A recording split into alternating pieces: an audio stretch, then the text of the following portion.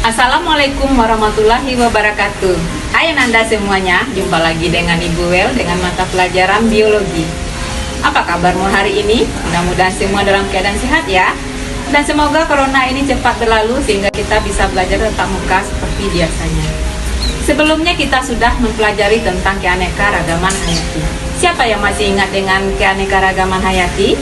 Keanekaragaman hayati itu adalah seluruh perbedaan yang terdapat pada makhluk hidup, baik dari segi bentuk, ukuran, sifat, ciri-ciri, habitat, dan lain sebagainya.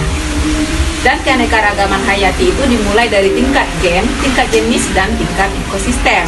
Nah, sekarang kita akan membahas tentang keanekaragaman hayati yang ada di Indonesia, cara persebarannya, dan cara pelestariannya. Untuk itu, Ananda simak video Ibu berikut ini. Sebagai negara tropis, Indonesia memiliki keanekaragaman hayati yang sangat tinggi. Bahkan 30% spesies makhluk hidup di muka bumi ada di Indonesia, termasuk spesies langka dan endemik Indonesia. Keanekaragaman hayati itu tersebar di seluruh kepulauan Indonesia. Tumbuhan atau flora Indonesia termasuk ke dalam kawasan Malaysiana, meliputi wilayah Malaysia, Filipina, Kepulauan Salomon, dan Papua Nugini. Hutan di Indonesia termasuk hutan hujan tropis dengan ciri khas tumbuhan berkanopi rapat dan banyak tumbuhan liana atau tumbuhan memanjat. Kawasan Malaysiana ini banyak memiliki tumbuhan bernilai ekonomi tinggi seperti pohon meranti, pohon jati, rotan, matoa, dan sebagainya. Terdapat juga tumbuhan endemik seperti Rafflesia arnoldi di Sumatera Barat dan anggrek hitam di Kalimantan Timur. Sedangkan persebaran fauna Indonesia dipengaruhi oleh garis Wallace dan garis Weber. Garis Wallace adalah garis hipotesis yang dikemukakan oleh Alfred Russel Wallace. Garis ini membagi Pulau Kalimantan dan Sulawesi, terus menuju ke selatan dan melewati Pulau Bali dan Pulau Lombok. Garis Weber adalah garis hipotesis yang dikemukakan oleh Mark Carl Wilhelm Weber. Garis ini membagi Indonesia atas dua bagian tengah dan timur. Garis ini membentang dari bagian timur Pulau Sulawesi hingga ke Kepulauan Tanimbar di bagian selatan Indonesia. Menurut garis Wallace dan garis Weber, persebaran fauna Indonesia dibagi atas 3 zona, yaitu zona oriental, zona peralihan, dan zona Australia. Zona oriental meliputi wilayah Sumatera, Jawa, Kalimantan, Bali, dan Lombok.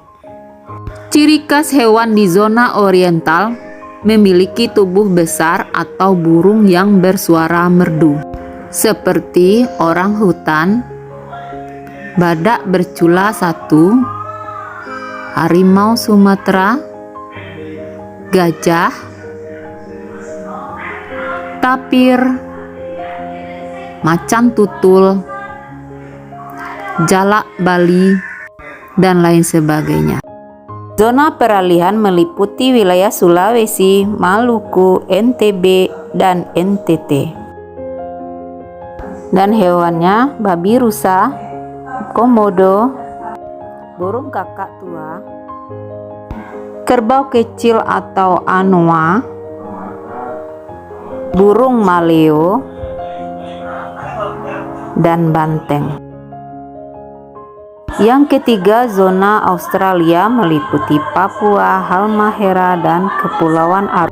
Hewannya merupai hewan dari benua Australia, misalnya cendrawasih, kanguru, kuskus, dan lain sebagainya.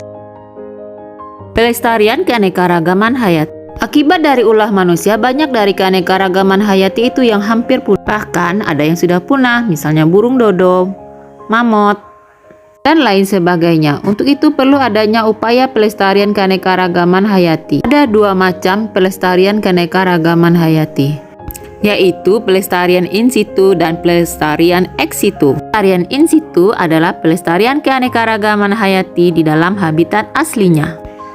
Misalnya cagar alam, taman nasional, suaka margasatwa, dan taman hutan raya.